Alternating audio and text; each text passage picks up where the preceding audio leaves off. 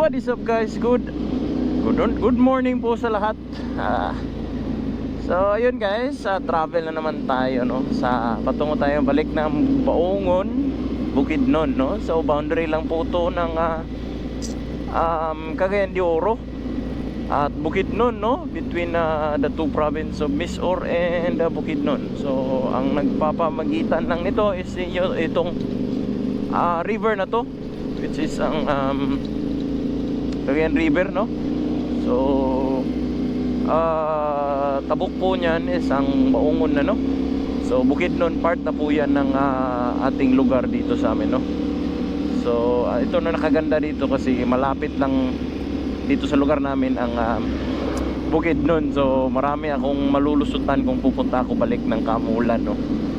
So ito yung bridge na kalimutan ko anong pangalan nitong bridge na to.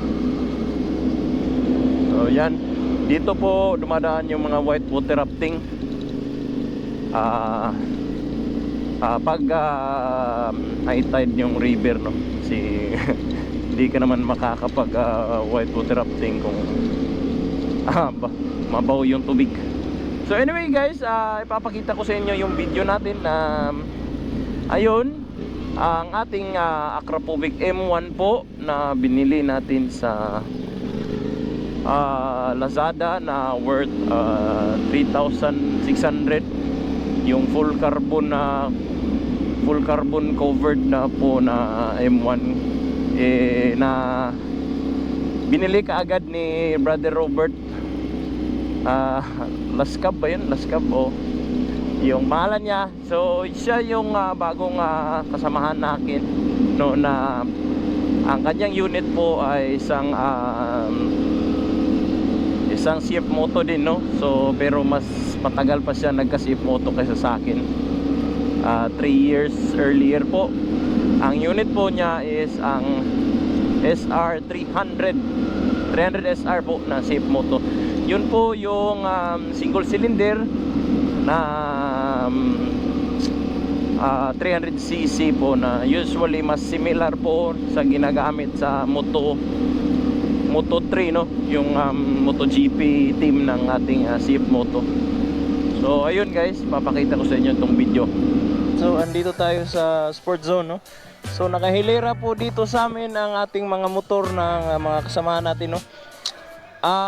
Ito guys, yun yung SR ko, ang GPR, saka yung Sniper 155 ni Boss Casper. So yan no, ganda ng shifter niya no. So yun guys, andito si sige ito yung ngalan dyan bro, kokon si mukha no eh. So bibilihin niya yung M1 natin. So babay na M1. Gusto ko pa namang bumalik dyan kasi malumanay kumpara sa ating Alpha no, kasi mas naman kuha na nindo kani kitagas ni.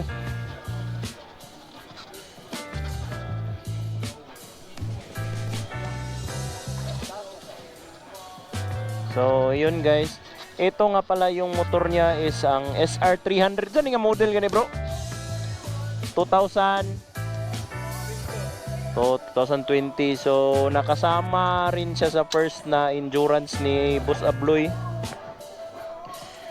Gamitin long nose ka. Pro long nose no. So yun, black pa rin yung kanyang SR 300. Tapos yun, bumagay talaga ang M1 para sa kanya no. So bukas na raw lalagyan ng bracket kasi hindi to kasi yung ganong bracket niya. Yun. Ala, problema na bro. Tanggalon pa ni. Kuandra? Para na spring.